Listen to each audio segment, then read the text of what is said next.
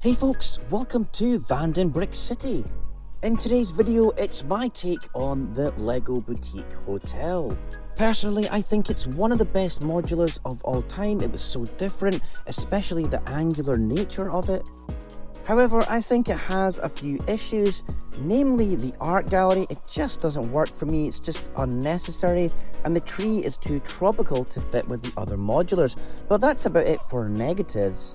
One of the best things about it though was the interior. It's just fantastic, especially the tiled floor. I'm all about tiles and I think it's outstanding.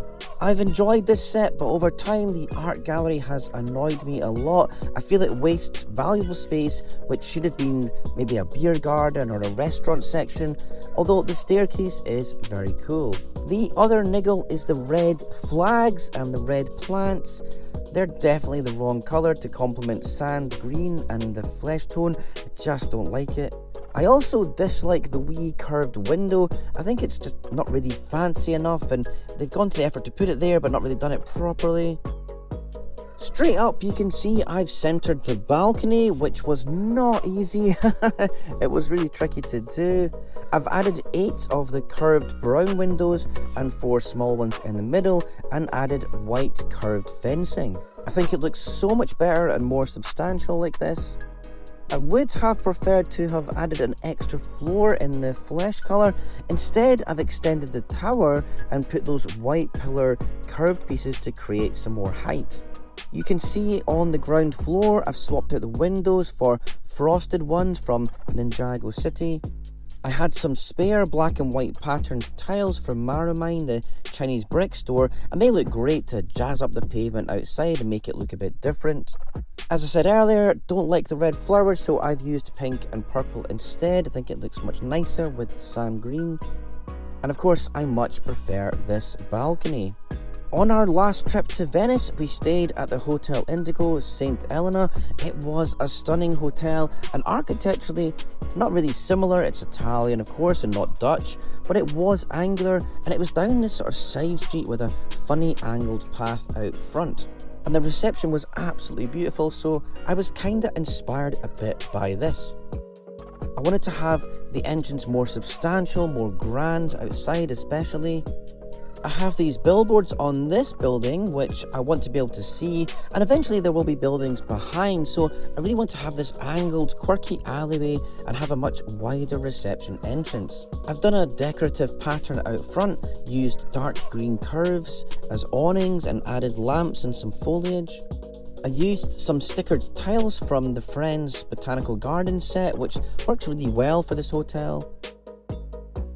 For the rooftop, I tiled it grey and added a chimney and a TV aerial. The tower has dark green ferns added, and I've tiled around the base. I feel now the angular dimensions are more visible, it's more pleasant to look at, and overall it just looks a bit more realistic. Looking from further away behind the front of the city, it certainly still stands out. I don't think it's lost or dwarfed by closer buildings, although it would have been nice to make it higher. And although the building in front also has a sand green roof, I think it looks fine. They're far enough apart that it's not confusing.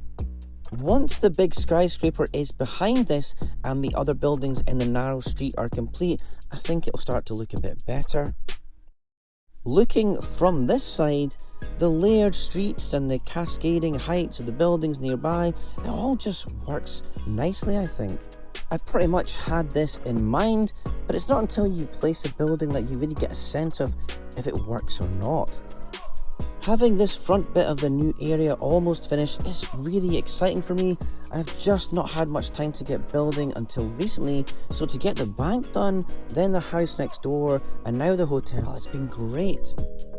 At the back I've added a narrow road which isn't finished yet, but figuring out how much space I've got left for skyscrapers is really crucial for the next phase, so roads going down is really important.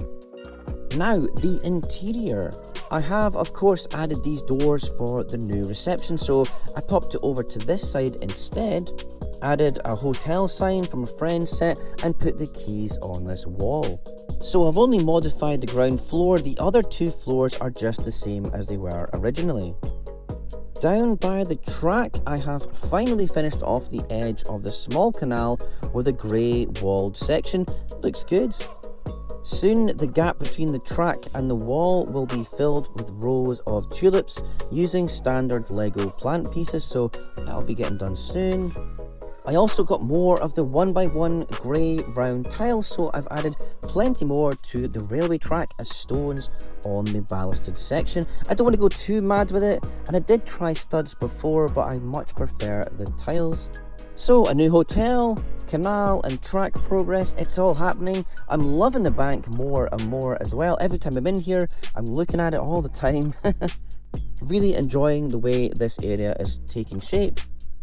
I've got a few more orders to go until I can finish my first proper skyscraper for the city, but hopefully very soon I'll have it ready to show you.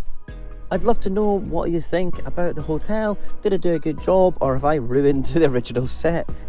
Anyways, thanks guys.